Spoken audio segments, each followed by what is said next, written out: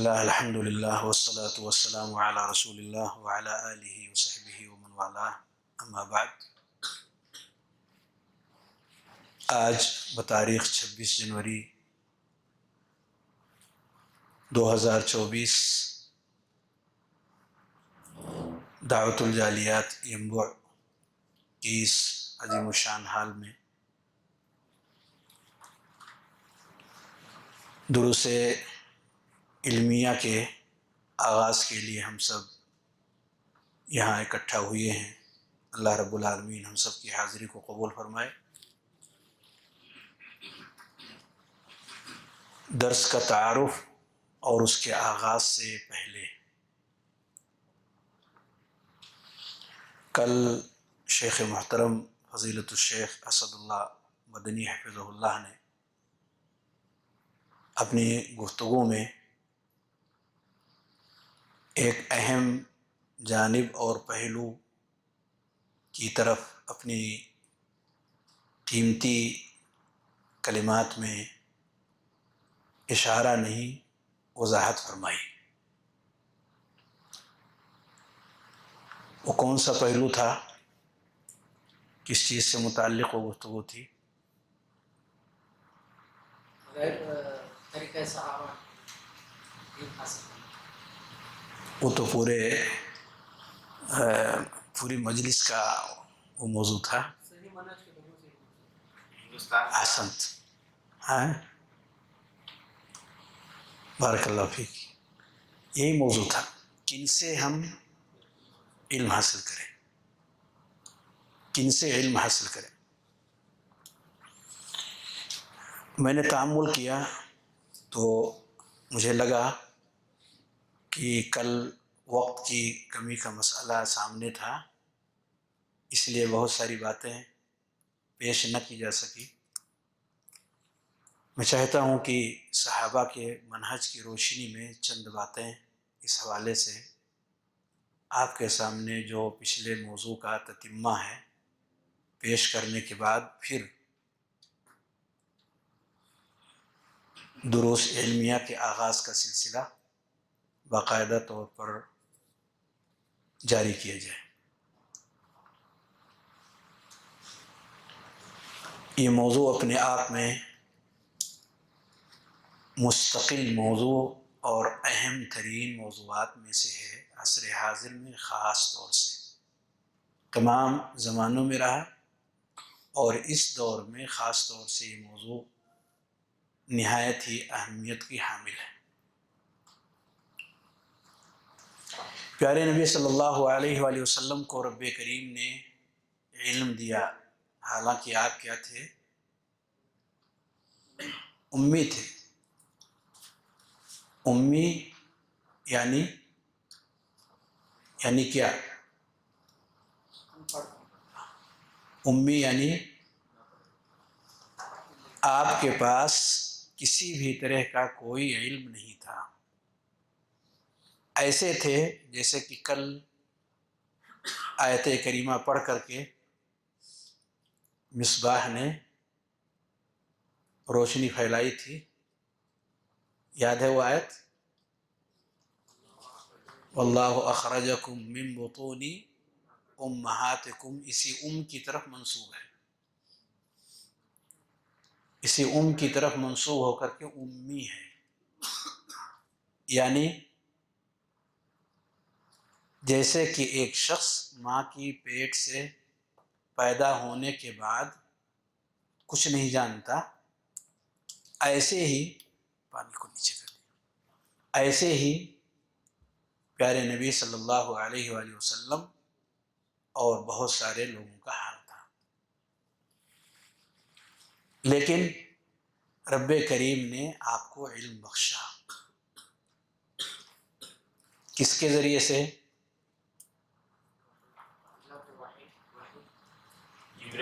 جبریل علیہ السلام کے ذریعے سے، یعنی آپ کے معلم کون تھے؟ جبریل علیہ السلام تھے۔ چاہتا تو رب کریم اس واسطے کے بغیر بھی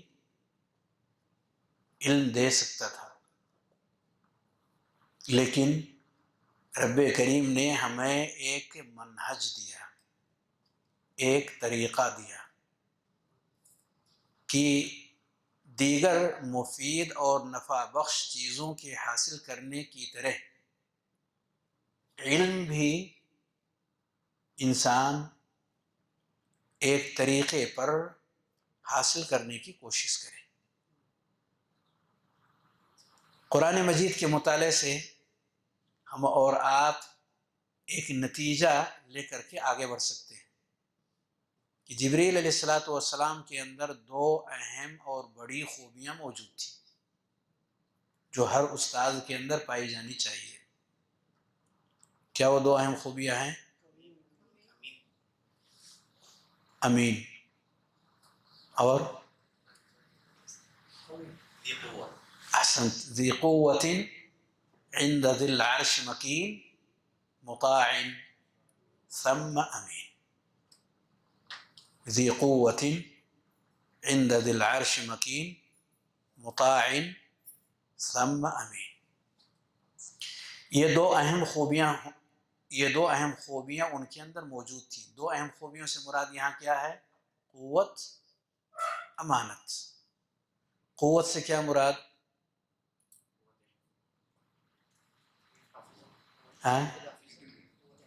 پہلوان ہو،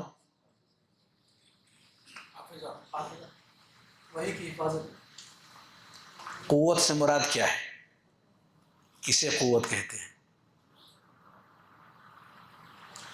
قوت کو اپنی سمجھنے والی زبان میں اگر کہا جائے صلاحیت، اہل ہونا، کسی چیز کا اہل ہونا۔ جس میدان کے اندر انسان کی صلاحیت ہے اس میں وہ قوی ہے،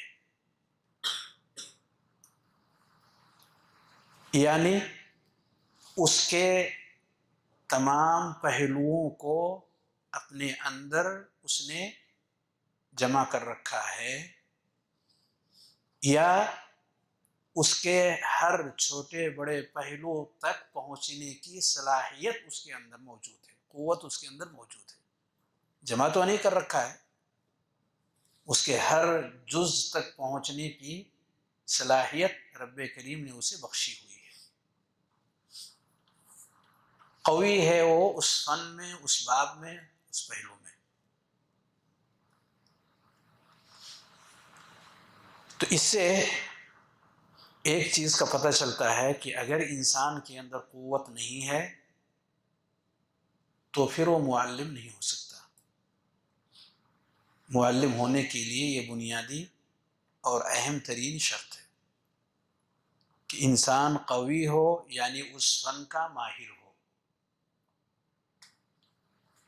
یا اس فن کی جزئیات سے متعلق درک رکھنے کی صلاحیت اپنے اندر پاتا ہو۔ دوسری جو صفت ہے وہ امانت کی صفت ہے۔ کیا مطلب ہے امانت کا؟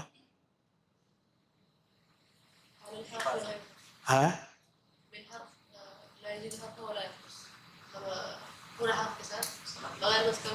بارک اللہ فیک۔ اپنی چیزوں کو جو علم کا تقاضا ہے، جو چیزیں اس نے سیکھی ہوئی ہیں، اس میں اپنی چیزوں کو اس کے اندر داخل نہ کر رہا ہو، امانت کی حفاظت کرتے ہوئے آگے اس کو پہنچا رہا ہو۔ امین ہے وہ اللہ رب العالمین کے کلام کو، پیارے نبی صلی اللہ علیہ وسلم کے فرمان کو ظاہری اور معنوی دونوں اعتبار سے امت تک پہنچانے کا وہ امین ہے۔ اس میں تحریف نہیں کرتا، بھیجا تعویل نہیں کرتا، رد و بدل نہیں کرتا،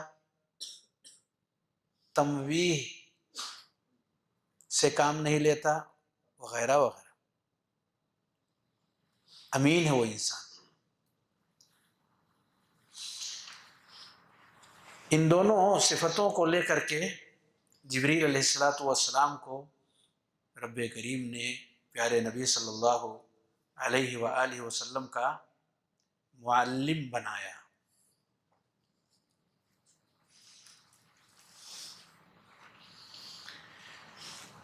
اور یہ سلسلہ سیکھنے سکھانے کا اسی وقت سے امت کو حاصل ہوا، اور ہر شخص اپنے علماء اور اساتذہ کرام سے چیزوں کو سیکھتے رہے. اس میں اگر صحابہ کرام کے حوالے سے دیکھا جائے تو حضرت عمر رضی اللہ تعالیٰ عنہ کا ایک مشہور واقعہ ہے. حساب وغیرہ میں مہارت ایک شخص کو حاصل تھی، لیکن وہ مسلم نہیں، وہ نصرانی تھا.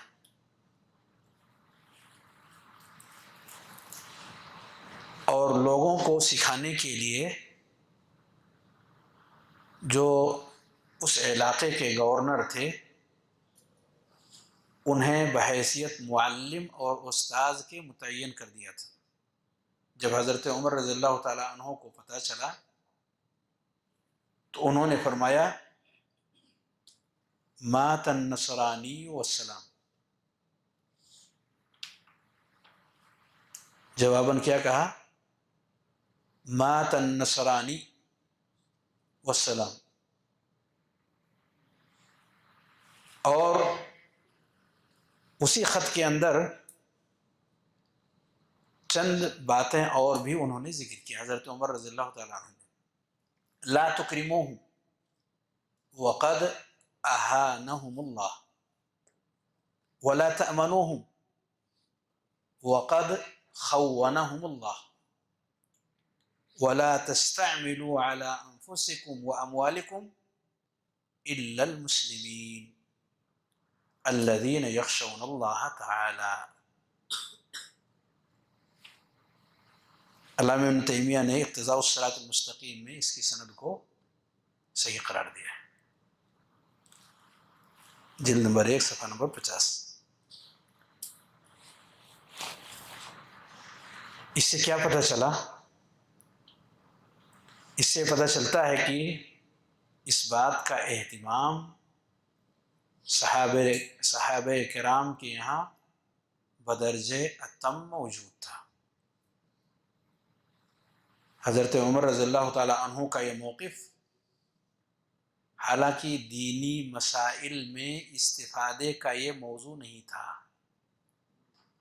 دینی مسائل میں سیکھنے کا یہ موضوع نہیں تھا، بلکہ یہ دنیاوی مسائل سے متعلق ہی موضوع تھا. اور ان کے پاس اور بھی آپشن موجود تھے، لیکن مہارت کی وجہ سے انہیں متعین کیا گیا تھا. پر اس چیز کو حضرت عمر رضی اللہ تعالیٰ عنہ نے قبول نہیں کیا، اور جو صفات ذکر کیے وہ کافی اہمیت کے حامل، یعنی گویا کہ استاذ کی تکریم طالب علم کی طرف سے ہونی ہی ہونی ہے. وہ کسی بھی فن کا ہو، کسی بھی میدان کا ہو، تکریم تو کرے گا ہی. یعنی اس سے وہ حد درجہ متاثر ہوتا ہے. استاد استاد ہے، معلم معلم ہے، تو صرف اتنا ہی نہیں ہوگا کہ جو چیز وہ سکھا رہا ہے یہ سیکھ رہا ہے، بلکہ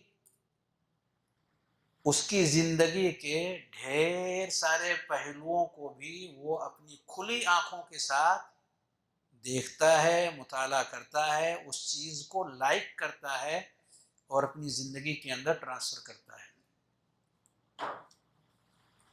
اسی لیے تو مجالست سے منع کیا گیا،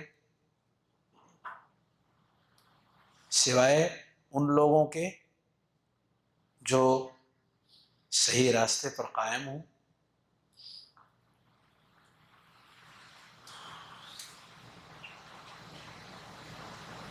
خیر، اس سے پتہ چلا کہ صحابہ کرام کے یہاں اس بات کا اہتمام موجود تھا. صحابہ کرام کے بعد بھی یہ سلسلہ پوری قوت کے ساتھ چلتا رہا. ابن سیرین 110 ہجری میں جن کی وفات ہوئی، محمد ابن سیرین، وہ فرماتے ہیں ان هذا العلم دین فانظروا عمن تأخذون دینکم.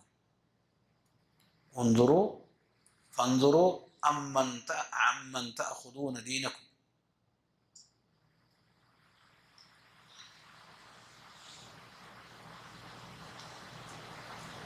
یہ وہ تابعی ہیں مشہور کہ جنہوں نے ڈھیر سارے صحابہ کرام سے چیزوں کو انہوں نے سیکھی ہے. جو انہوں نے اپنے مشائخ سے سیکھا اس کی روشنی میں یہ گفتگو فرمائی. ان هذا العلم دین فانظروا عمن تأخذون دینکم. دوسرے جو اس سے پہلے کے درس میں نے ذکر کیا تھا، لم يكونوا يسألون عن الاسناد، کہ سند کے بارے میں سوال نہیں ہوتا تھا، یہاں تک کہ فتنہ واقع ہو گیا. فتنہ سے مراد حتی وقعت الفتنہ، فتنہ سے مراد چاند سے ہے، ابھی بھی گنجائش ہے، ابھی مزید گنجائش.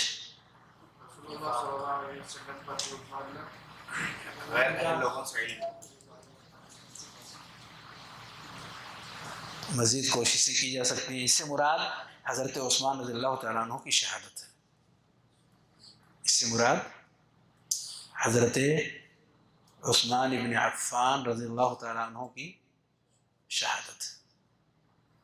بہت بڑا فتنہ تھا، وہیں سے آغاز ہوا، فتنوں کے نتیجے ہی میں ان کی شہادت ہوئی. فَيُنظَرْ إِلَىٰ أَهْلِ السُّنَّةِ وَيُؤْخَذْ حَدِيثُهُمْ وَيُنظَرْ إِلَىٰ أَهْلِ الْبِدْعِ وَلَا يُؤْخَذْ حَدِيثُهُمْ. تو اس دور میں جو اہل السنہ کے بیچ میں، یعنی صحابہ اور تابعین کے بیچ میں کچھ ایسے بھی افراد داخل اور شامل ہو گئے تھے جو دراصل اہل بدع تھے، چاہے وہ خوارج ہوں یا شیعہ ہوں، اور ان کا چلن لوگوں کے درمیان عام ہو گیا تھا. خطرہ ہوا کہ دین کے اندر ان کے آراء، ان کی بدعات دین کے نام پر داخل کر دی جائیں گی. اسی لیے اسی دور سے اہل علم نے اس بات کی تاکید فرمائی، ذرا سنبھل کر، ذرا دیکھ کر آپ کا استاد کون ہے، اہل السنہ میں سے ہے یا اہل البدع میں سے ہے. اہل البدع سے اجتناب کریں، اہل السنہ کے قریب جائیں، کیونکہ یہ معاملہ دین کا ہے.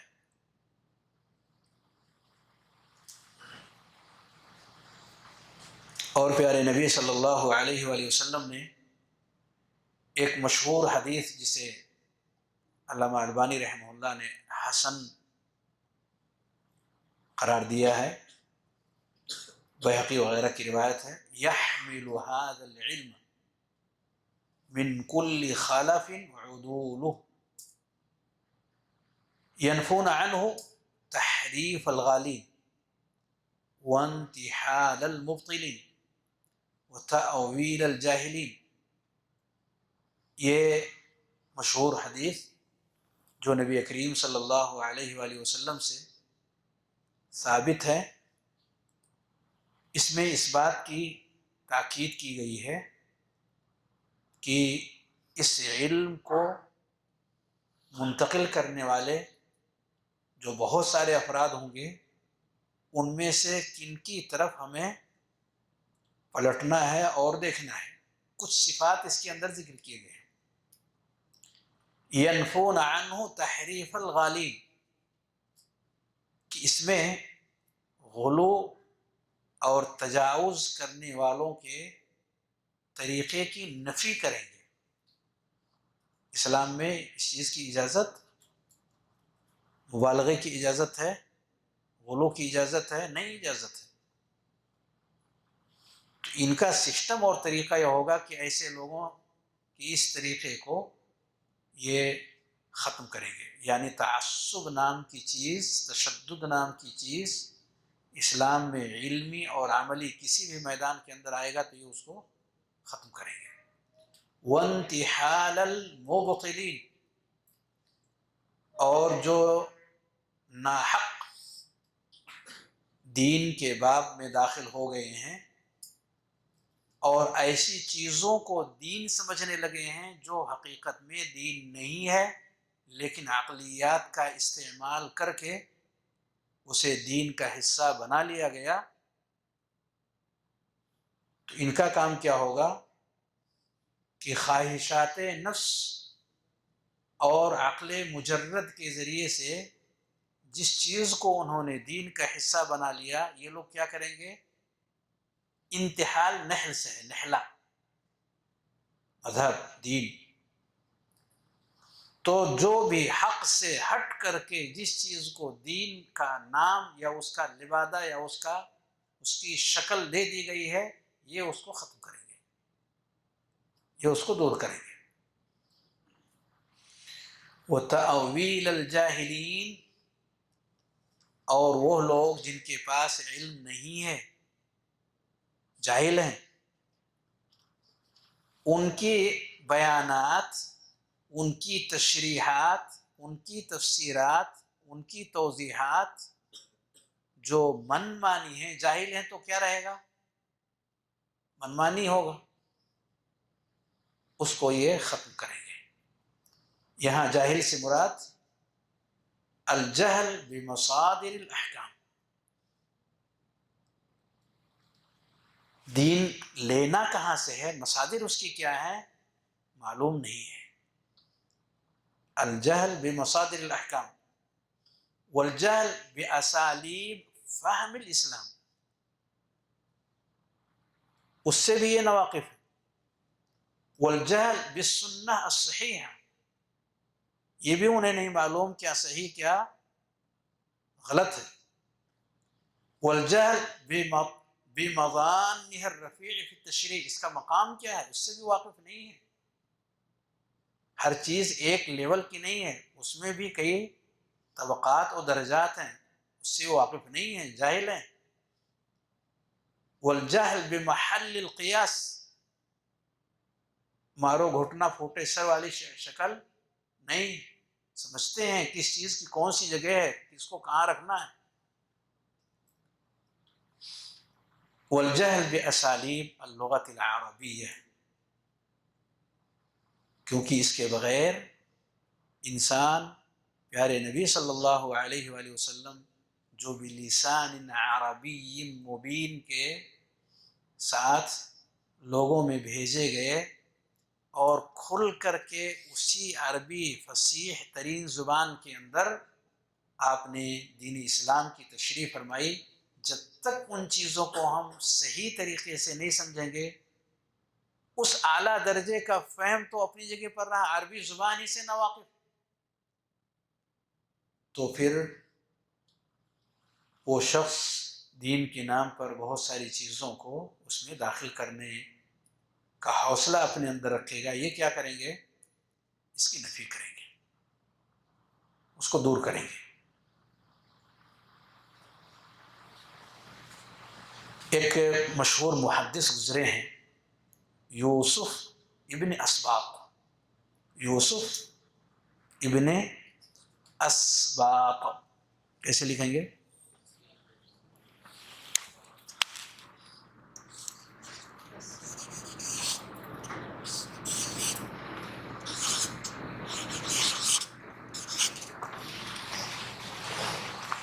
یوسف ابن اسباق.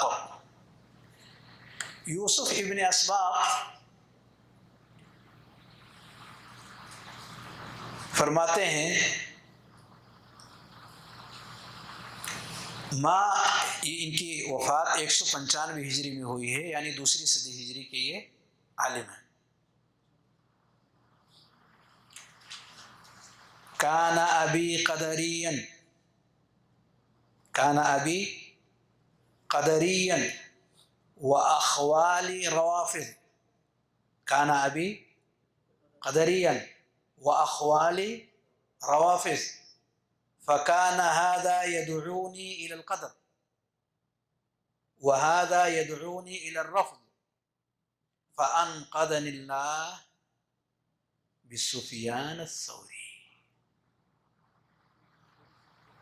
فأنقذني الله سفیان الثوری. کب وفات ہوئی ان کی؟ 118.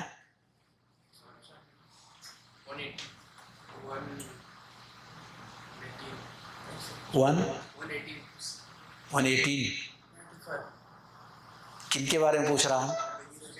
سفیان ثوری. حسن، امیر المومنین فی الحدیث. کب ان کی وفات ہوئی؟ 176. ابھی گنجائش 171. کوشش کامیابی کے قریب ہے.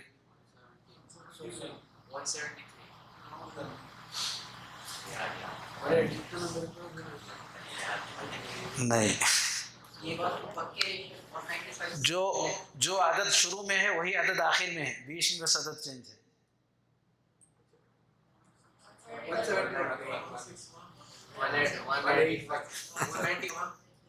یہ عبداللہ بن مبارک کا ہے، یہ جو آپ نے بتایا. 101. بس 20 کم کر دیجیے آپ. آپ نے جو کہا اس میں 20 کم کر دیجیے. 1 ان کو یاد نہیں رہا کہ کیا کہا تھا، ورنہ 20 کم کر کے آ جاتے. 181 آپ نے بتایا تھا. 181 20 کم کریں گے تو کتنا ہوگا؟ 161.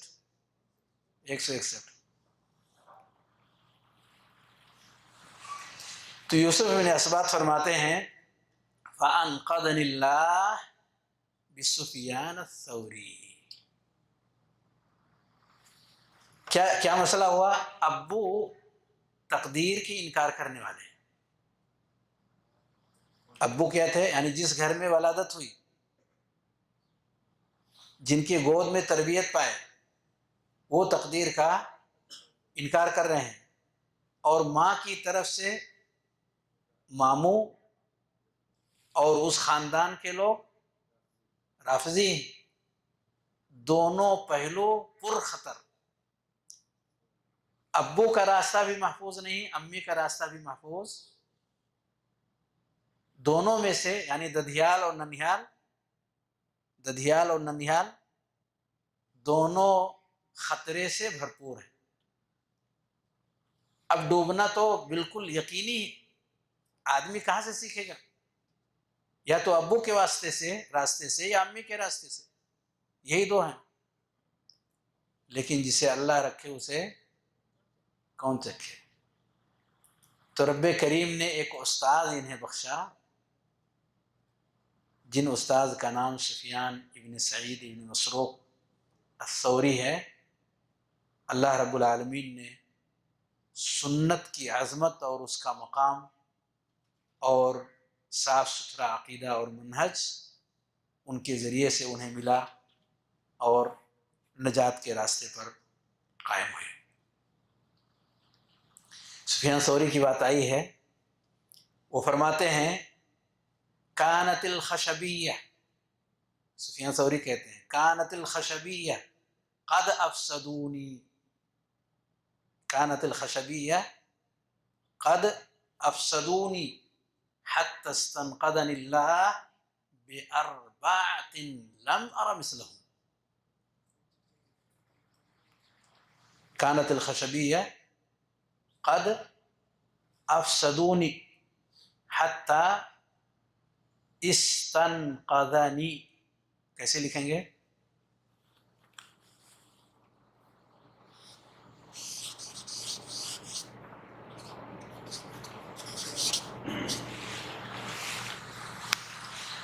حتی استنقذنی اللہ بأربعۃ لم ار مثلہم. خشبیہ سے مراد روافظ کا ایک گروپ ہے، انہی کے فروعات میں سے ایک فرع ہے روافظ. روافظ کو تو آج کے دور میں تقریباً سارے لوگ جانتے ہیں. کہتے ہیں ان لوگوں نے مجھے برباد کر دیا تھا. قد افسدونی، ظاہر سی بات ہے جن کے بیچ میں آپ رہیں گے انہی سے متاثر ہوں گے، انہی کی چیزیں سیکھیں گے. قد افسدونی حتی استنقذنی اللہ بأربعۃ، یہاں تک کہ اللہ رب العالمین نے مجھے نکالا 4 لوگوں کے ذریعے سے. یہ چاروں ان کے مشائخ ہیں. لم ار مثلہم، کہتے ہیں ان کے جیسا میں نے نہیں دیکھا. اب دیکھیے یہ خوش نصیب کون ہے. کہتے ہیں ایوب ویونس وابن عون وسلیمان التیمی. ایوب ابن ابی تمیمہ، ایوب ابن ابی تمیمۃ السختیانی، یونس ابن یزید الایلی، ابن عون عبداللہ ابن عون، سلیمان التونی سلیمان ابن طرخان التیمی. 4 کا نام لیا. چوتھے کے بارے میں کہتے ہیں الذی یرون انہ لا یحسن یعصی اللہ عز وجل. چوتھے کے بارے میں کہہ رہے ہیں سلیمان التیمی کے بارے میں الذی یرون انہ لا یحسن یعصی اللہ عز وجل، جن کے بارے میں لوگوں کا خیال تھا کہ انہیں ٹھیک سے معصیت کرنا نہیں آتا، معصیت کرنا نہیں جانتے. لا یحسن یعصی اللہ عز وجل. حلیۃ الاولیاء جلد نمبر 3 صفحہ نمبر 28.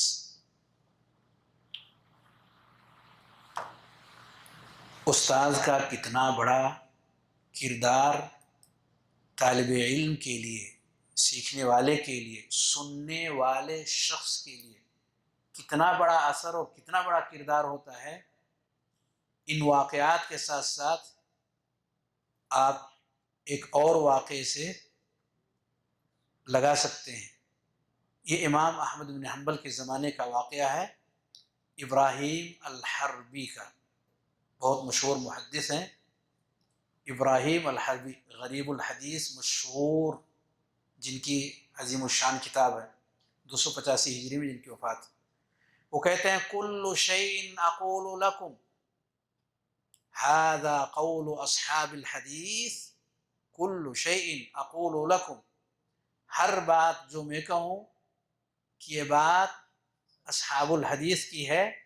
ھذا قول اصحاب الحدیث، یعنی جہاں بھی میں اپنی کتابوں میں، اپنی گفتگو میں، اپنی بات چیت میں کہوں ھذا قول اصحاب الحدیث، تو اس سے ہماری مراد کیا ہے وہ ذرا سنیے. وہ بتا رہے ہیں فَهُوَ قول احمد بن حنبل، فَهُوَ قول احمد بن حنبل. کیوں ایسا انہوں نے کہا؟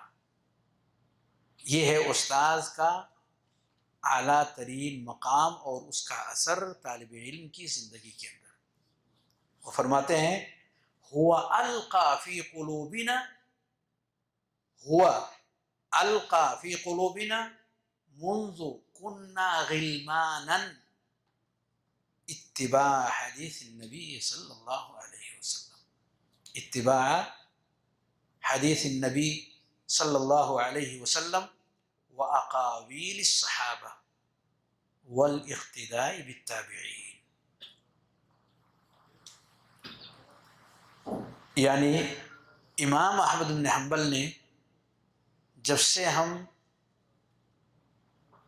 کہ ہم بچے تھے تب سے انہوں نے ہمارے دلوں کے اندر پیارے نبی صلی اللہ علیہ وآلہ وسلم کی اتباع، صحابہ کرام کے اقوال اور تابعین کے اقوال کی محبت ہمارے دلوں کے اندر انہوں نے پیدا فرمایا. وہ ہمارے دلوں میں اس چیز کو ڈالتے رہے یہاں تک کہ ہم ان چیزوں سے جڑ گئے.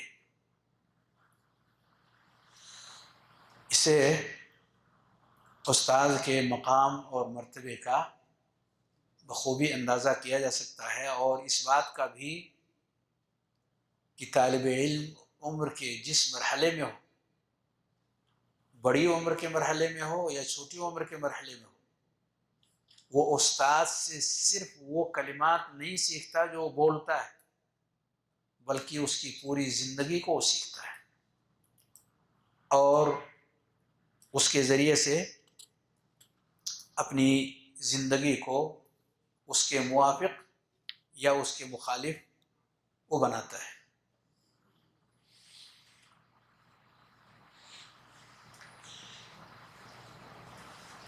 اسی لیے کئی اہل علم نے جب اس موضوع پر گفتگو فرمائی تو کہیں اجمالاً اور کہیں تفصیلاً اس کے ہر پہلو کو واضح کرنے کی کوشش کی. علامہ ابن رجب نے فضل علم السلف کے اندر، دیگر اہل علم نے دیگر اور کتابوں کے اندر، اور دور حاضر میں فضیلت الشیخ کیا نام ہے؟ ہاں شیخ صالح الفوزان، احسنت بارک اللہ فیک. الاجوبۃ صحیح ہے بالکل صحیح. المفیدہ، الاجوبۃ المفیدہ کے اندر کئی مقامات پر بہت تفصیلی اور اجمالی گفتگو فرمائی.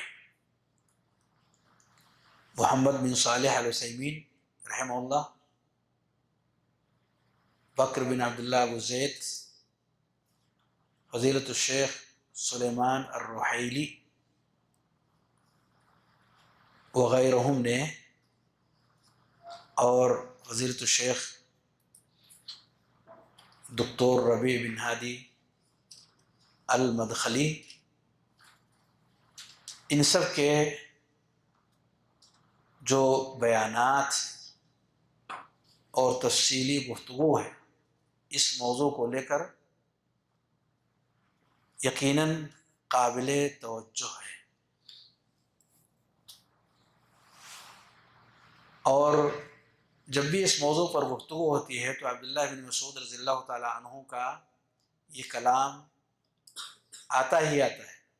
وہ فرماتے ہیں انکم فی زمان کثیر علماء قلیل خطباء وسیأتی بعدکم زمان قلیل علماء کثیر خطباء فمن کثر علمه وقل قوله فهو الممدوح ومن كان بالعكس فهو المذموم.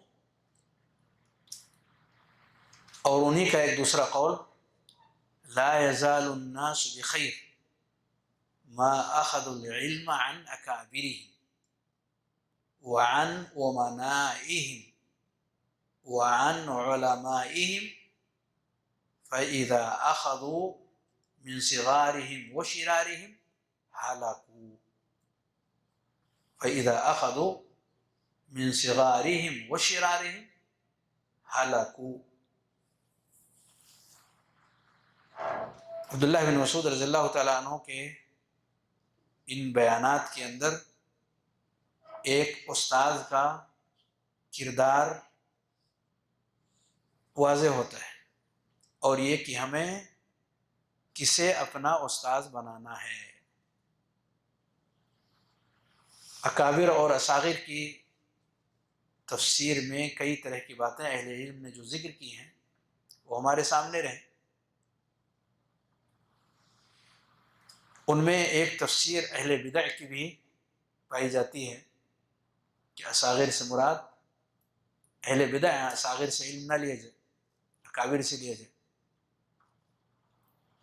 کہ اصاغر سے مراد وہ شخص جو بدعتی ہے۔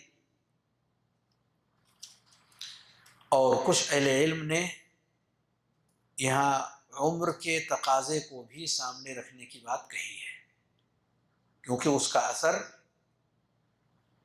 کم عمری اور تجربہ کاری یا پختگی، عمر کے اندر کی پختگی انسان کے اوپر اپنا اثر دکھاتی ہے۔ دونوں کا اعتبار کیا جائے لیکن اس کے ضوابط ہیں، دونوں کا اعتبار کیا جانا چاہیے لیکن علی الاطلاق نہیں، اس کے اپنے ضوابط۔ عبداللہ بن عباس رضی اللہ تعالیٰ عنہما کے بارے میں کون نہیں جانتا کہ عمر کے اعتبار سے چھوٹے تھے، اور حضرت عمر ابن خطاب رضی اللہ تعالیٰ عنہ کی مجالس کے اندر بڑی عمر کے لوگوں کے ساتھ، اکابر صحابہ کے ساتھ، اہل بدر، اہل احد اور اہل بیعت الرضوان کے بیچ عبداللہ بن عباس رضی اللہ تعالیٰ عنہما کو حضرت عمر رضی اللہ تعالیٰ عنہ جگہ دیتے تھے۔ وہ ان کی کم عمری کی وجہ سے انہیں دور نہیں رکھا، انہوں نے کم عمری کے باوجود انہیں دور نہیں رکھا، اور لوگوں نے اس پر جب اعتراض کیا کہ ہمارے پاس بھی بچے ہیں اور وہ بھی پڑھنے لکھنے والے ہیں، تو حضرت عمر رضی اللہ تعالیٰ عنہ نے ان کے علم کے فضل و مرتبت کو لوگوں کے سامنے واضح کرنے کے ارادے سے وہ مشہور واقعہ جو سورۃ النصر کی تفسیر کے حوالے سے موجود ہے وہ کیا، اور یہ پیغام دیا کہ ان کے پاس جو علم ہے، جو فضیلت ہے، وہ انہیں بڑے لوگوں کے بیچ میں جگہ دینے کا جواز پیدا کرتی ہے۔ اسی لیے میں نے کہا کہ کم عمری ہمیشہ ایسی نہیں ہے کہ اس کی بنیاد پر انہیں وہ مقام دیا جائے جو اس روایت کے اندر کہا گیا ہے۔ ہاں جلد بازی پائی جاتی ہے، نا تجربہ کاری اور پختگی کی کمی، علم کے ہونے کے باوجود اگر عمر کے اعتبار سے وہ چھوٹا ہے تو ایسی جلد بازی کی چیزیں آ سکتی ہیں۔ اسی لیے اہل علم نے اس کی ایک تفسیر یہ کرتے ہوئے کہ وہ کم عمر اہل علم ہیں جن کا اس کے اندر تذکرہ کیا گیا ہے۔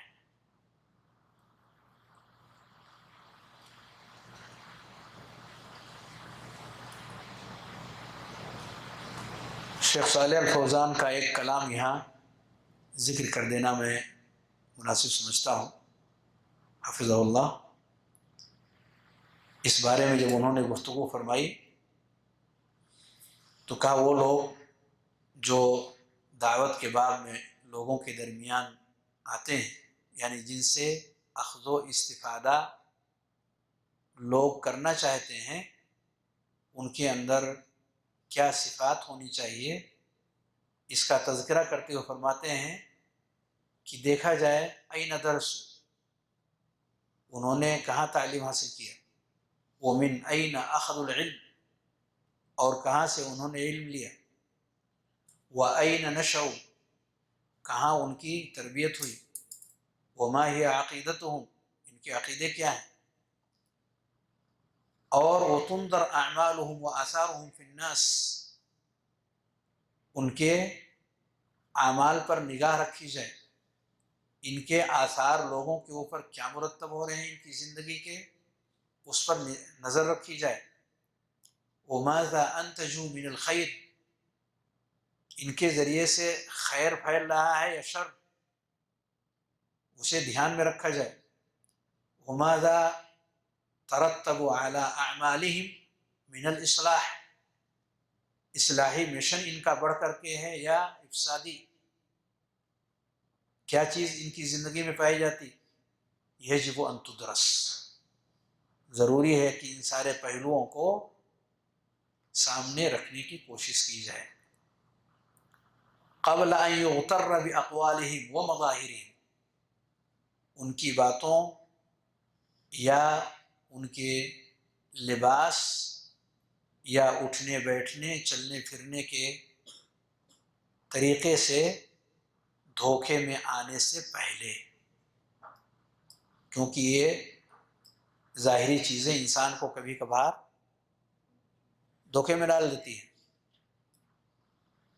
کبھی کبھار ایسے لوگ شیخ ہو جاتے کہ جنہوں نے کیا ہوا، کبھی کبھار کچھ ڈسٹرب ہو گیا نا آواز، ٹھیک ہے صحیح ہے، کبھی کبھار ایسے افراد، مجھے ایسے لگ رہا کہ جیسے آواز ڈسٹرب ہو گئی، نہیں ابھی صحیح تھا، کبھی کبھار ایسا لگتا ہے کہ یہ علم کے ستون ہے اور حقیقت میں علم سے ان کا کوئی رشتہ نہیں ہوتا، ظاہری چال ڈھال اور ظاہری نقل و حرکت سے ہم کبھی اس طرح کے غلط نتائج اپنے سامنے پاتے ہیں،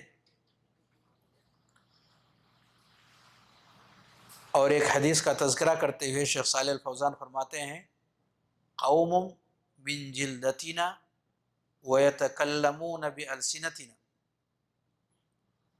وہ ہم ہی میں سے ہیں اور ہماری ہی زبان بولتے ہیں، یہ افراد جو امت کے لیے بحیثیت معلم اور داعی کے سامنے آتے ہیں وہ ہم ہی میں سے ہیں اور ہماری ہی زبان بولتے ہیں، لیکن کیا بولتے ہیں اور ان کے کیا اثرات ہیں، آگے چل کر کے فرمایا دعات علی ابواب جہنم من اجابہم قذفوہ فیہا، جیسے بخاری کی روایت، دراصل یہ داعی الی الفتنہ ہے،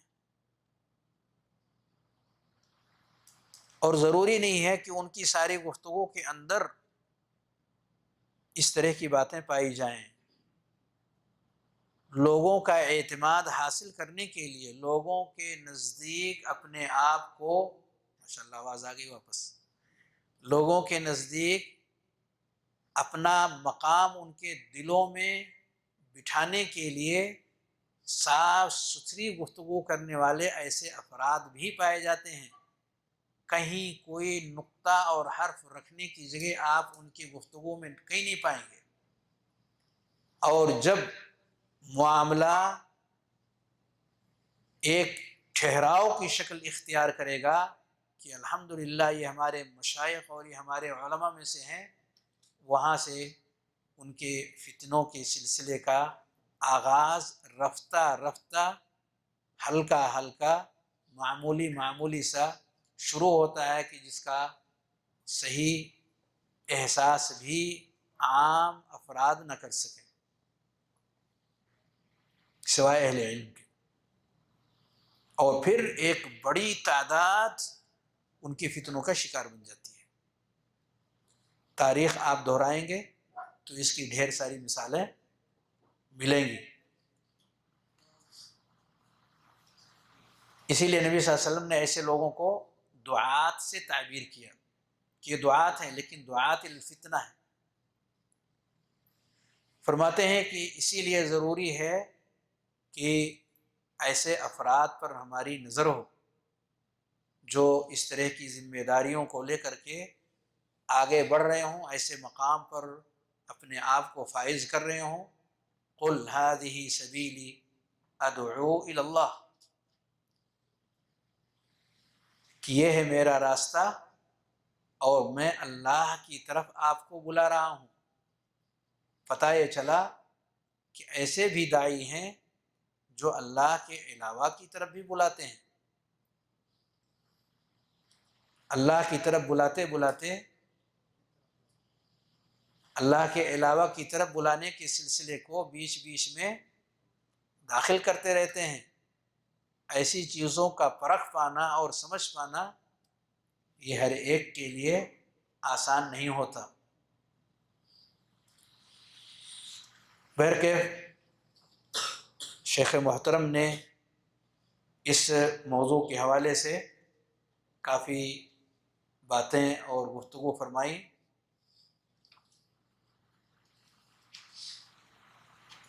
امام احمد بن حنبل کا ایک قول یہاں میں چاہتا ہوں کہ سرسری طور سے ہی صحیح سامنے رہے کہ استاذ کی اہمیت اور استاذ کا مقام کیا ہوتا ہے۔ فرماتے ہیں الناس احوج الی العلم منہم الی الطعام والشراب، لوگوں کو علم کی ضرورت کھانے اور پینے سے کہیں بڑھ کر کے ہوتی ہے۔ لوگوں کو علم کی ضرورت کھانے اور پینے کی ضرورت سے کہیں بڑھ کر کے ہوتی، لأن الطعام والشراب يحتاج إليه في اليوم مرتين أو ثلاثة، کیونکہ کھانے پینے کی ضرورت دن میں کتنی بار ہوتی؟ کہتے ہیں 2 یا 3 بار اس کی ضرورت پیش آتی۔ ناشتہ، دوپہر، شام۔ 2 سے کچھ لوگ دوپہر اور شام صرف کرتے ہیں، ناشتہ کرتے ہی نہیں۔ 2 سے 3 بار کھانے اور پینے کی ضرورت لوگ محسوس کرتے۔ والعلم يحتاج إليه في كل وقت، والعلم يحتاج إليه في كل وقت، جبکہ علم کی ضرورت ہر پل اور ہر گھڑی میں ہے۔ ہر پل اور ہر گھڑی کے اندر اس کی ضرورت پیش آتی ہے۔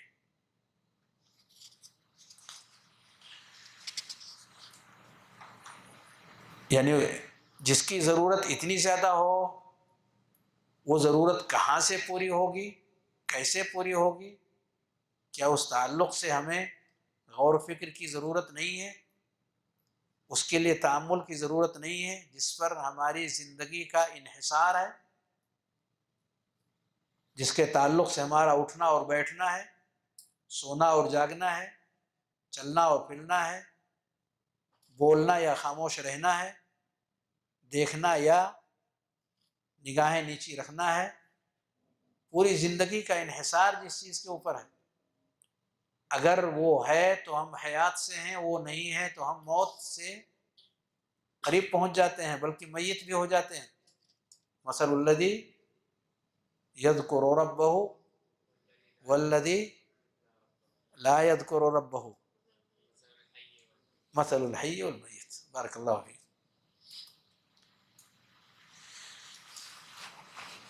تو اس سے پتہ چلتا ہے کہ ایک طرف تو یہ بات معلوم ہوتی ہے کہ علم کا حاصل کرنا کس قدر محتم بالشان ہے، یعنی اس پر فوکس کرنا کس قدر ضروری ہے۔ کھانے پینے کا مسئلہ 3 بار، اور یہ بار بار اور ہر وقت اور ہر لمحہ جس کی ضرورت ہے وہ کتنا اہم ہے، اور ہمارا رویہ کتنا اس کا الٹ ہے، ہمارے رویے میں کتنا زہد ہے، ہمارے رویے میں علم کے تئیں کتنا زہد پایا جاتا ہے۔ زہد کا معنی ہے بے رغبتی، عدم چاہت، عدم میلان علم کے تئیں۔ کتنے ہم خشک ہیں علم کے حوالے سے، اور کتنے ہم مشغول ہیں تجارت میں، کتنے ہم مشغول ہیں طلب رزق میں، اور کتنے ہم مشغول ہیں ملہیات میں، غافل کرنے والی چیزیں ہیں، اغانی میں، بہت ساری چیزیں جو ہم سنتے رہتے ہیں، سیاحتوں میں، وسائل اعلام کے اندر، میڈیا، مجلات کے اندر، وسائل ترفیہ کے اندر، بہت سارے کھیل تماشوں کے اندر، ہماری لائف کتنی شیڈول کتنا ٹائٹ ہے، ہمارا شیڈول کتنا ٹائٹ ہے، ہم کتنے بزی ہیں۔ یہاں تک کہ آپ دیکھیں گے کہ 1-2 گھنٹے نہیں، کئی گھنٹے ہم اسکرین کے ہی ہو کر کے رہ جاتے ہیں، علم سیکھنے کے لیے نہیں،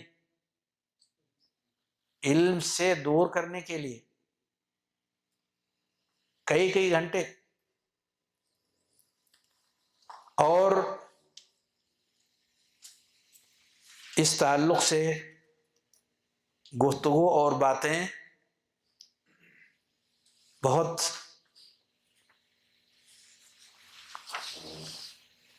کیسی ہیں، تکلیف دہ ہیں یا نفع بخش ہیں۔ ایک شعر سن لیجیے آپ، ایک شعر ہے، عربی زبان میں یہ شعر ہے، اس کو سننے کے بعد پھر ہمیں لگے گا کہ ہم کہاں ہیں اور علم سے ہمارا رشتہ کیسا ہے۔ اذا عاش الفتى 60 عاما، کتنے سال؟ 60 سال۔ اذا عاش الفتى 60 عاما فنصف العمر تمحقه الليالي۔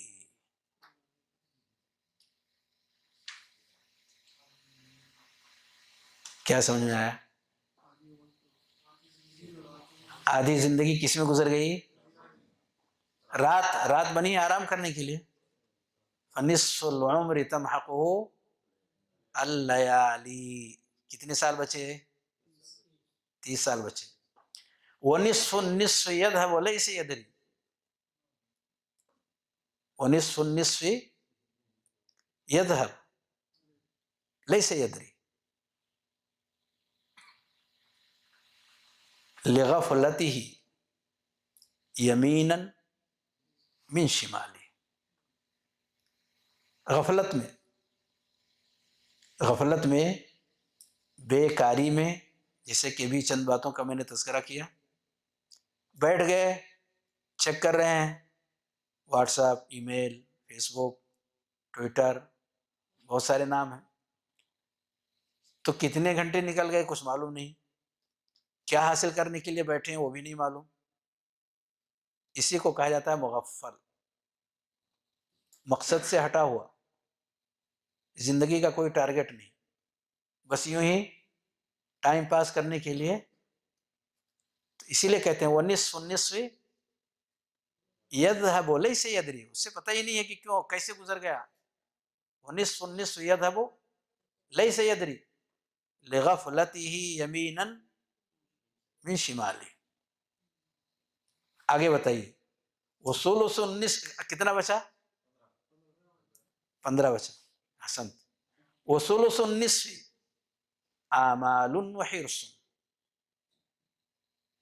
وثلث النصف آمال، آمال عمل کی جمع ہے، امید، آمال و حرص، لالچ،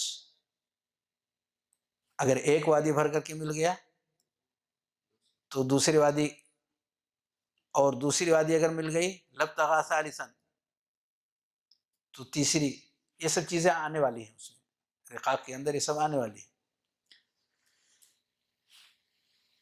وثلث النصف آمال وحرص وشغل بالمکاسب والعیال، یہ کام کی چیز ہے. وشغل بالمکاسب والعیال، کہ آدمی اپنے بیوی بچوں کی دیکھ ریکھ کے لیے کچھ نہ کچھ محنت اور مشغولیت اختیار کرتا ہے.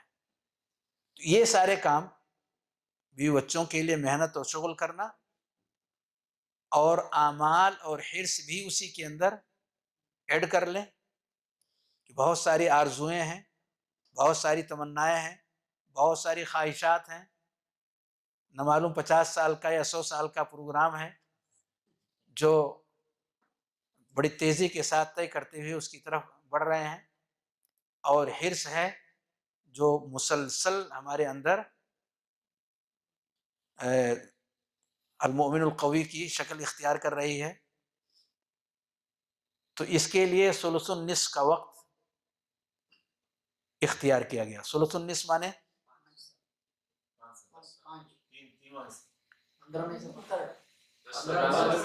آدھا کا ایک تہائی.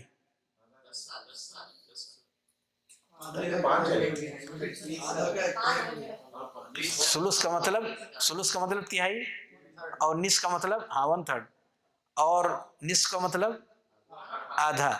نصف سے مراد کیا ہے پہلے کلیئر کریں.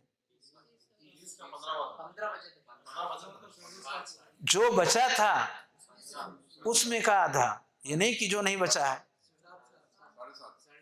یعنی پیچھے جو جہاں تک گفتگو ہو کر کے نصف پہنچی تھی، جسے پیچھے گزرا ہے نصف النصف گزرا ہے، تو اس سے پہلے نصف گزر چکا ہے، پھر اس کے بعد نصف آیا. تو اب یہ جو حوالہ دے رہے ہیں اقرب مذکور کا حوالہ دے رہے ہیں، تو وہ 15 سال کا والا ہے، 15 ہی سال تو بچا تھا. تو 15 سال جو بچا ہوا ہے اس کا ثلث 5 سال لے لیجیے. 5 سال کا یہ کام ہے. وثلث النصف آمال وحرص وشغل بالمکاسب والعیال وباقی العمر اسقام وشیب. آدمی بیمار، بڑھاپا الگ ہے، بیماری الگ ہے. بڑھاپے کی وجہ سے حرکت کرنا آسان نہیں ہوتا، بیماری کی وجہ سے آدمی بستر پہ ہوتا، چل پھر نہیں سکتا. اور بھی چیزیں ہیں اس میں. وہم بارتحال وانتقال، ٹرانسپورٹ، ادھر سے ادھر، سفریات. انسان کی زندگی میں سفریات کی کمی نہیں ہے، بے شمار سفریات ہیں. وہم بارتحال وانتقال، یہ عمر کا بچا ہوا حصہ ہے. جب 40-50 سال تک آدمی پہنچتا ہے تو بڑھاپا بھی آتا ہے، اور اس وقت بیماریاں بھی خوب آتی ہیں، اور کام چونکہ بہت بڑھ جاتا ہے، شیڈول چونکہ بہت زیادہ ہو جاتا ہے، اس لیے ہم و غم بھی بہت ہوتا ہے، اور نقل و حرکت بھی بہت زیادہ اس کی زندگی میں ہو جاتی ہے. جبکہ نبی کریم صلی اللہ علیہ وسلم کے اوپر جو صورت جس کا ابھی تذکرہ کیا تھا عبداللہ ابن عباس کے حوالے سے، اس میں کہا گیا تھا فسبح بحمد ربک واستغفر. یہ آخر عمر کے اعمال کو رب کریم نے پیارے نبی صلی اللہ علیہ وسلم کو عطا فرمایا تھا، لیکن ہم اس سے کافی دور ہو جاتے ہیں. فحب المرء طول العمر جہل. ایک چیز ابھی اور بچی ہوئی تھی، اس کا تذکرہ کر رہے ہیں. فحب المرء طول العمر جہل وقسمته على هذا المثال. اب آپ یہ بتائیے کہ ان کاموں کے اندر جس کا تذکرہ کیا گیا، ان کاموں کے اندر ہماری یہ مشغولیات رہیں تو علم حاصل کرنے کا وقت کہاں گیا؟ کیا یہ چیزیں امر واقع میں پائی جاتی ہیں یا نہیں پائی جاتی؟ جن کا ابھی تذکرہ کیا گیا کہ انسان کی زندگی میں یہ سب چیزیں ہیں، موجود ہیں. تو جب یہ سب چیزیں موجود ہیں تو 60 سال کی زندگی کا حساب تو برابر ہو گیا. اس میں 60 سال کی زندگی کا نصاب ہے یہ، جس کی روشنی میں لوگ اپنی زندگیاں گزار رہے ہیں. تو اب سوال یہ ہے کہ اس 60 سالہ زندگی میں ہم نے علم کو کہاں رکھا ہے، کس جگہ رکھا ہوا ہے؟ اور اگر علم کے لیے اگر اس میں جگہ نہیں ہے، جس کی ضرورت کا ذکر اس قول کے اندر ایسے کیا گیا ہے جیسے کہ پانی اور کھانے سے بھی کہیں زیادہ اس کی ضرورت ہے، تو اس کا وقت اوروں کے بنسبت اور زیادہ ہونا چاہیے، نہ کہ اس کو شیڈول سے حذف کر دینا چاہیے. شیڈول کے اندر اس کا نام اور اس کا تذکرہ آنا چاہیے. علی کل حال یہ چند اقوال ہیں جن کے ذریعے سے ہمیں یہ پتہ چلتا ہے کہ علم حاصل کرنا ضروری ہے، اور وہ بھی ایسے افراد سے حاصل کرنا ضروری ہے جو کہ اس کے اہل ہیں اور قابل اطمینان ہیں، جیسا کہ پیچھے کے کچھ اقوال سے یہ بات واضح ہوئی. اور ساتھ ہی ساتھ ابراہیم النخعی جو مشہور تابعی ہیں، ان کے کلام کو بھی سامنے رکھیں گے تو یہ بات اور زیادہ واضح ہو جائے گی. وہ کہتے ہیں کننا اذا اردنا ان ناخذ عن شیخ، جب ہم کسی سے علم حاصل کرنے کا ارادہ کرتے، سألناہ عن مطعمہ ومشربہ ومدخلہ ومخرجہ فإن كان على استواء اخذنا عنہ وإلا لم نأتہ. جب ہم کسی سے کچھ سیکھنے کا پروگرام بناتے تو ہم ان کی زندگی کا گہرائی سے مطالعہ کرتے، ان کے بارے میں ہم پوچھتے، جانکاری حاصل کرتے، ان کے کھانے پینے کا کیا سسٹم ہے، ان کے رہنے سہنے کا کیا ہے، ان کے اٹھنے بیٹھنے کا طور طریقہ کیا رہا ہے. اگر زندگی کے یہ تمام پہلو قابل اطمینان سمجھ میں آتے تو ان کی طرف ہم آگے بڑھ کر کے اور ان کے علم سے فائدہ اٹھاتے، ورنہ نہیں. آج ایک بیماری ہمارے درمیان استاذ کے موضوع کو لے کر کے یہ بھی آئی ہوئی ہے کہ ہمیں کسی استاذ کی ضرورت ہی نہیں ہے، ہمیں کسی استاذ کی ضرورت ہی نہیں. بعض سلف فرماتے ہیں الذی یأخذ الحدیث من الکتب یسمى صحفیا، کتاب سے اگر کوئی ڈائریکٹ پڑھ کر کے اس سے سیکھ رہا ہے تو صحفی کہلائے گا. والذی یأخذ القرآن من المصحف یسمى مصحفیا، جو قرآن سے قرآن کو پڑھنا سیکھے گا وہ قاری اور قراء کے صف میں نہیں بلکہ اس کا نام مصحفی ہوگا، مصحف سے سیکھا. ولا یسمى قارئا، اسے قاری نہیں کہا جائے گا. انما العلم بالتعلم والفقہ بالتفقہ. اس سے پتہ چلتا ہے کہ یہ سسٹم اور طریقہ جو لوگوں نے اساتذہ کے بغیر جاری کیا ہوا ہے اور اس پر گامزن ہے، یہ سلف کا طریقہ نہیں ہے، یہ مأمون طریقہ نہیں ہے. اس میں کیا گڑبڑی ہو سکتی ہے؟ سمجھنے کی گڑبڑی ہو سکتی ہے. اور کیا گڑبڑی ہو سکتی ہے؟ غلط پڑھنا. ٹھیک، اس میں چیزیں صاف ستھری ہیں یا اس میں ملاوٹ ہے، اس کی پرکھ کون کرے گا؟ جو کتاب کے اندر معلومات درج ہیں یا نیٹ کے اندر جو بیانات موجود ہیں جس کو پڑھ کر کے ہم کیچ کر رہے ہیں اور اسے نوٹ کر لے رہے ہیں اور اپنی زندگی کے اندر اسے فٹ کر رہے ہیں، یہ معلومات کن کی طرف سے آئی ہوئی ہیں؟ کیا ایسا تو نہیں کہ اس کے اندر ایسی چیزوں کو داخل کر دیا گیا ہے جس کا دین سے کوئی تعلق ہی نہ ہو؟ بے بنیاد چیزوں کو دین کا خول پہنا دیا گیا ہو، دین کا لباس اس کے اوپر ڈال دیا گیا ہو؟ وہ تو یہ تک بھی نہیں فرق کر سکتا کہ آیا یہ جو کتابی چیزیں ہیں جس کو ہم سمجھ کر کے دین کا حصہ اس کو مان رہے ہیں، آیا وہ دین سے اس کا تعلق ہے بھی یا نہیں ہے؟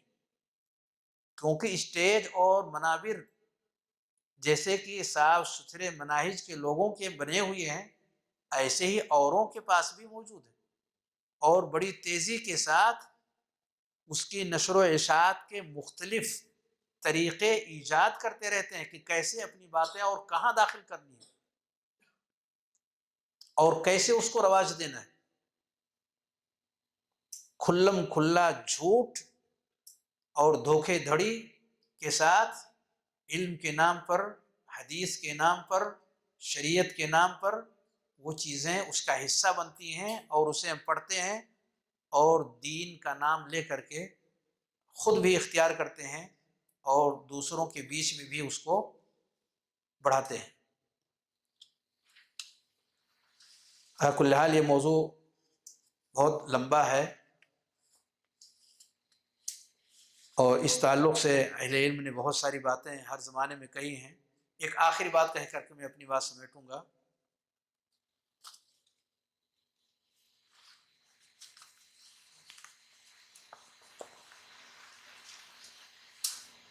شیخ سلیمان الرحیلی حفظہ اللہ سے یہی سوال کیا گیا اور انہوں نے اس کا جواب دیا، اور ان سے پہلے یہ صفات ہمارے اسلاف سے منقول ہیں جن کے اقوال ہمارے سامنے اس وقت موجود ہیں، لیکن طوالت کے خوف سے میں ان کا تذکرہ نہ کر کے صرف مختصراً اتنا ذکر کروں گا کہ ایک قابل اعتماد شخص کے کچھ ظاہری اوصاف کیا ہونی چاہیے کہ جن کی طرف ہمیں رجوع کرنا چاہیے، پلٹنا چاہیے اور ان سے سیکھنا چاہیے۔ کئی لوگوں سے پوچھا گیا، ان میں ایک نام شیخ سلیمان الرحیلی حفظہ اللہ کا بھی ہے۔ وہ فرماتے ہیں الذی نرى منہ تعظیم الکتاب و تعظیم السنہ، جو رب کریم کے کلام، پیارے نبی صلی اللہ علیہ وسلم کے فرمان کی عظمت کو قائم کرنے والا اور اس کی حفاظت کرنے والا ہو، اس کی تعظیم کرتا ہو۔ اللہ کا نام آیا، پیارے نبی صلی اللہ علیہ وسلم کا نام اور فرمان آیا، اس کے آگے اپنی اجتہادات تھوپتا نہیں ہے بلکہ اسے قبول کرتا ہے، اس کی عظمت کو جو اس کے دلوں میں قائم ہے اس کے تئیں اس کو باقی رکھنے کی کوششوں میں لگا ہوا ہے۔ وَنَجِدُهُ وَقَّافًا عِنْدَ النُّصُوصِ، نصوص کے آ جانے کے بعد وہ کیا کرتا ہے؟ اپنے اندر ٹھہراؤ پیدا کرتا ہے۔ ایک بہت اہم قول ہے امام مالک اور امام احمد بن حنبل کا۔ کب وفات ہوئی؟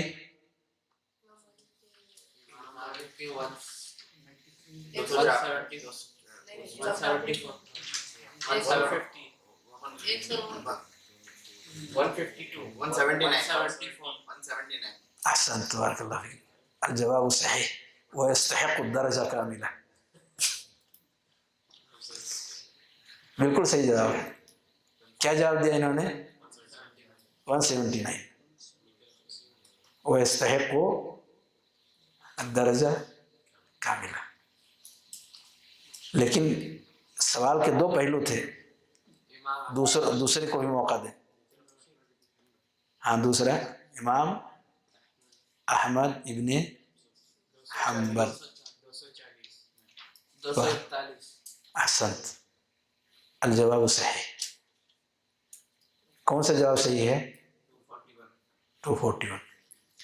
امام ابن حنبل اور امام مالک دونوں سے پوچھا گیا،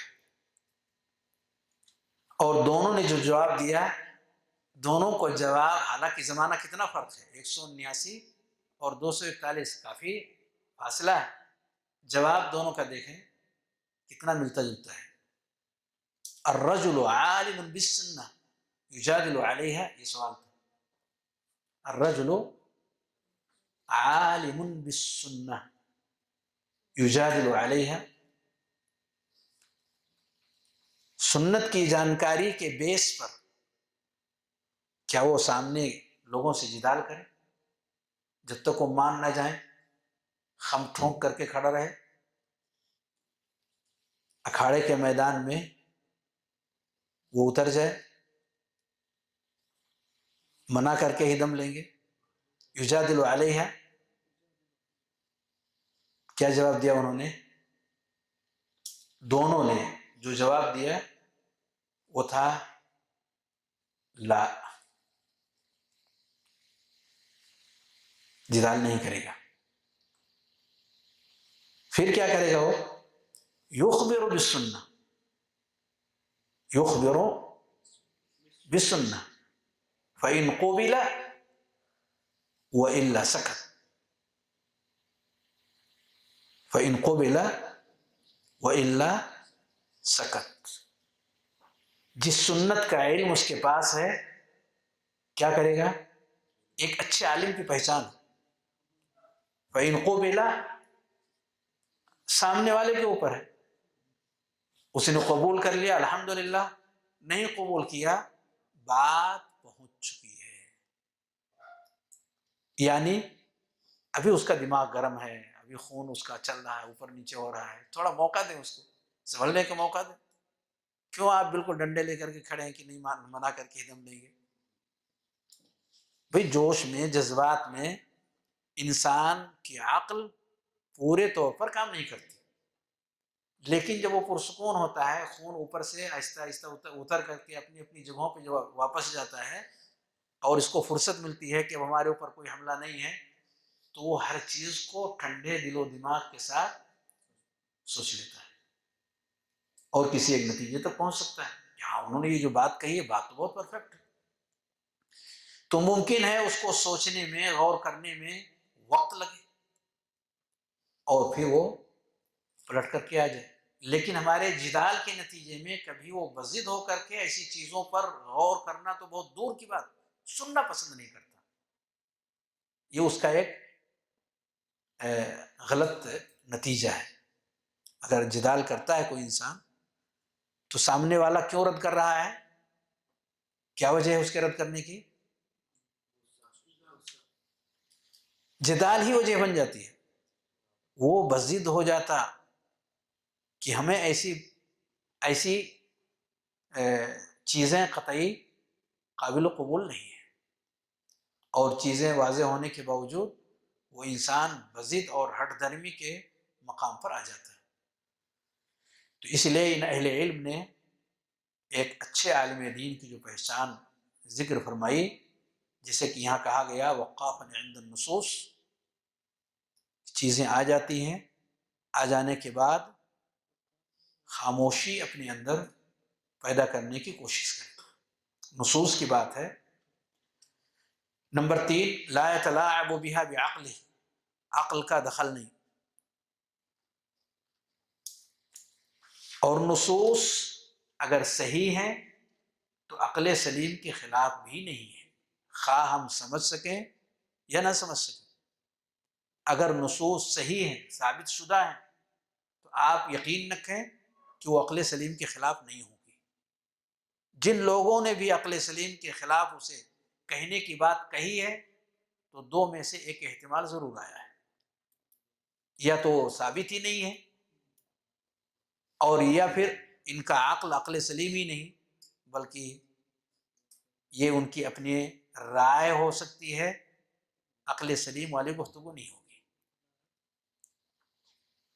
نمبر 4،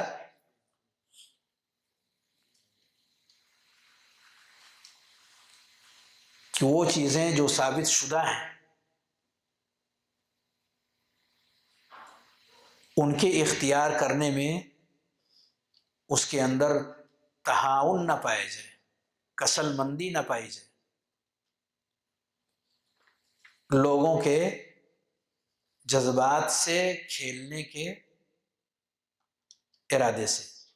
ولا يتهاون في شأن ما ثبت بها من اجل استدرار عواطف الناس وكسب الشعبیات، تو یہ اس کی شان نہیں ہونی چاہیے۔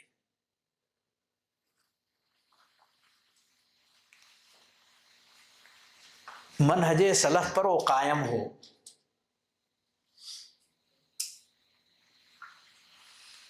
علماء کرام کی شہادتیں ہوں کہ وہ اس بات کا اہل ہے، یعنی معتبر علماء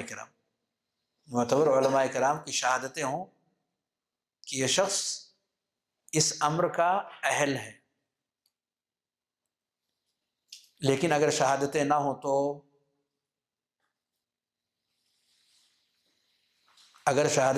تو کوئی اور راستہ ہے یا نہیں؟ کیا ہے؟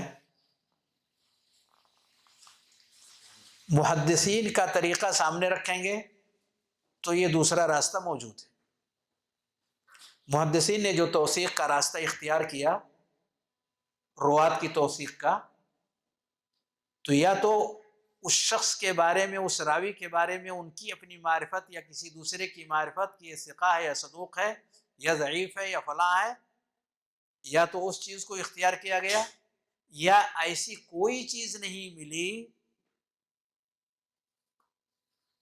لوگوں کی طرف سے، ائمہ محدثین کی طرف سے، لیکن ایک چیز مل گئی اور وہ تھی ان کی مرویات۔ یہ اقوال نہیں ملے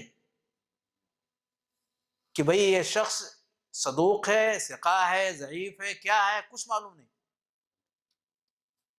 لیکن معلوم یہ ہے کہ انہوں نے یہ روایتیں بیان کی ہیں۔ اچھا، یہ تو پتا ہے، ان روایات کو جمع کیجیے۔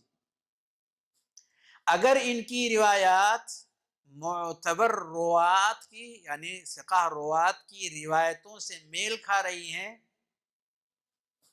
اور اس کی تعداد، یعنی اغلبی تعداد اس سے میل کھانے والی ہے، تو یہ شخص قابل اعتبار ہے۔ اور اگر ان کی اکثر روایات معتبر روات کے روایات کے خلاف جا رہی ہیں تو یہ شخص ناقابل اعتبار ہے۔ یہ محدثین کا ایک طریقہ تھا، اعتبار مرویاتی، محدثین کا ایک طریقہ تھا روات کے پرکھنے کا۔ آج بھی وہ طریقہ موجود ہے کہ اگر شہادتیں نہیں ہیں، یہ ثقہ ہے، صدوق ہے، ضعیف ہے، یہ اگر نہیں ہے، ہو سکتا ہے کسی ایسے علاقے سے اس کا تعلق ہو جہاں ایسے افراد نہ ہو، مشہور اہل علم کسی ایسے طالب علم سے واقف نہ ہو کہ اس کے بارے میں کچھ کہیں، تو پھر کیا کیا جائے؟ جیسا کہ پچھلا کلام شیخ صالح الفوزان حفظہ اللہ کا گزرا، یہاں شیخ نے بھی اس طرف اشارہ دیا، او یشہد لہ علمہ بمطابقتہ للکتاب والسنہ وطریقۃ السلف، کہ اس کا علم معروف اہل علم سے مطابقت رکھنے والا ہے، یعنی کتاب و سنت کا علم سلف صالحین کے فہم کی روشنی میں صحیح راستے پر چل رہا ہے۔ تو جن کے اندر یہ باتیں پائی جائیں تو وہ شخص اس قابل ہے کہ اس سے علم لیا جائے، اور جو اس سے ہٹ کر کے ہے اس سے دور رہنے کی ضرورت ہے۔ تو یہ چند باتیں ہیں جو شیخ سلیمان الرحیلی حفظہ اللہ نے اپنی بعض آڈیو جو سوال و جواب کی شکل میں کی نشر ہوئی ہیں ان کے اندر انہوں نے ذکر کیا ہے. اور میں معذرت خواہ ہوں کہ کافی وقت جو پچھلے درس کا تھا آج کے درس میں نے لیا، اور اس میں میں یہ نہیں کہہ سکتا کہ میں نے اہم اور ساری ضروری باتیں ذکر کر دی ہیں، لیکن کچھ اہم باتیں ضرور اس موضوع کے حوالے سے کہ اہل علم سے لیا جائے، کتابوں سے نہیں. اور اگر اہل علم ہمارے درمیان نہیں ہے کہ جن سے ہم لے سکیں، کتابوں ہی سے ہم لے رہے ہیں، تو کتابوں سے لینے کے بعد لوگوں کے درمیان انہیں لانے سے پہلے اہل علم پر پیش کریں.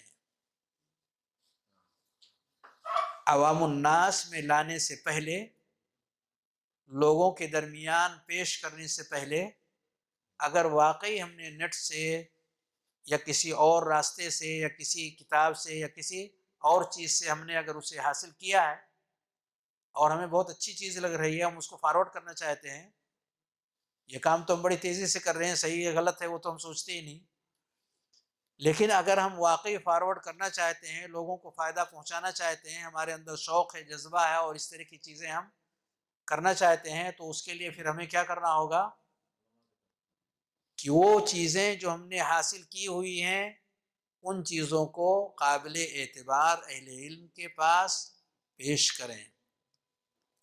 پیش کرنے کے بعد اگر وہ لائق اطمینان معلومات ہیں تو انہیں آگے بڑھانے میں کوئی حرج کی بات نہیں، چاہے وہ تحریری ہو یا تقریری ہو.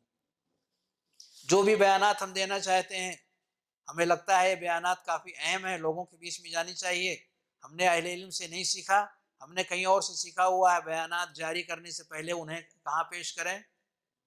قابل اعتبار اہل علم پر پیش کر کے انہی چیزوں کو آگے بڑھائیں جن کی توثیق ان کی طرف سے ہو رہی ہے. تو اگر یہ احتیاطات ہم برتتے ہیں اور علم اس راستے سے ہم حاصل کرتے ہیں یا ایسے اہل علم سے حاصل کرتے ہیں، تو امید ہے اللہ رب العالمین کے فضل سے کہ ہم فتنوں سے کافی دور رہیں گے اور وہ چیزیں ہمارے ہاتھ لگیں گی جو بالکل صاف ستھری ہیں. عبداللہ ابن عمرو بن عاص فرماتے ہیں یوشک ان یظہر شیاطین، قریب ہے کہ شیاطین ظاہر ہوں. قد اوثقها سلیمان، جو بدھے ہوئے ہیں. یفقہون الناس فی الدین، یفقہون الناس فی الدین، لوگوں کو دینی مسائل سکھائیں گے. اصلاً وہ کیا ہے؟ وہ شیاطین ہیں انسانی شکلوں میں. اور بعض نے کہا دینک دینک انما هو لحمک ودمک فانظر عمن تأخذ خذ عن الذین استقاموا ولا تأخذ عن الذین مالوا. تو ہمیں دین کے اس حصے کی حفاظت اہل علم سے جڑ کر اپنے معروف مقامی اساتذہ کرام، اپنے معروف کہاں کے اساتذہ؟ مقامی اساتذہ کرام سے اسے سیکھ کر کے اور ان کی تائید حاصل کرتے ہوئے پھر اسے اگر ہم آگے بڑھاتے ہیں تو بإذن اللہ یہ چیز ہمارے لیے کافی نفع بخش ہوگی، صاف ستھری ہوگی، ہمارے اپنے لیے فائدہ مند ہوگی اور امت کے لیے بھی وہ چیز نفع بخش ہوگی. اللہ رب العالمین ہمیں صاف ستھرا علم، صاف ستھرے علماء اور مشائخ کے ذریعے سے حاصل کرنے اور اس پر عمل کرنے کی توفیق عنایت فرمائے. جزاک اللہ خیر. ناشتے کے لیے بریک ہے 20 منٹس کا، ناشتے کی فائدے واپس آ جائیں.